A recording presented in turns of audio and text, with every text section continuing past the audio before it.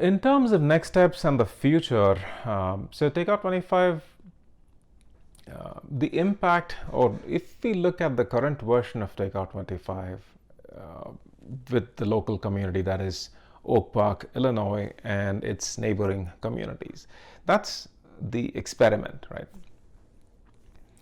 But if the concept has to really have a significant impact, then it has to go beyond that. Now, the question is how. So, the long term vision of Takeout 25 is, if you look at the Amazons or the Grubhubs and the Uber Eats of the world, what you see is a model wherein it is more nationally oriented. So you're essentially taking money from local communities and taking it to more of a national bank account, so to speak. Now, what we would like to see as part of Takeout 25 is to create more of a locally aligned model that counterbalances some of these national models.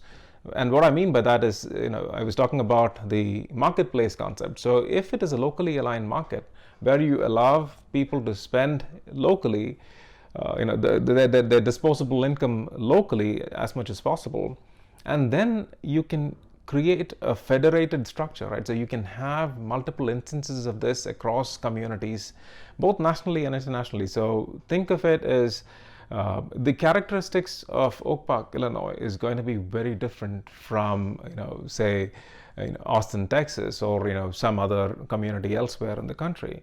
So how can we create these, micro marketplaces that are aligned with the local community and its characteristics, and values, and kind of manage that using technology. So rather than having it being normalized like you have with an Uber Eats or a Grubhub, can we create this federated structure, give each of these independent communities and units its own characteristics, its own autonomy to manage the local market, but then use it with enabling technology that allows for it to be done efficiently.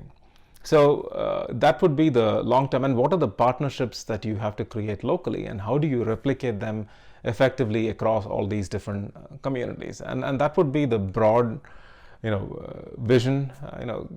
If you look into the future, is that kind of an alternate model possible? And if so, how do you enable that, and what's the best, most effective and efficient way to get there? And what are the decisions that we need to make now versus later? How much do you invest in technology now, and what's the pace of that investment going forward? What are the financial implications of that? So there are a lot of questions around really realizing that future that we need to be able to answer now, and that is what we are really looking at.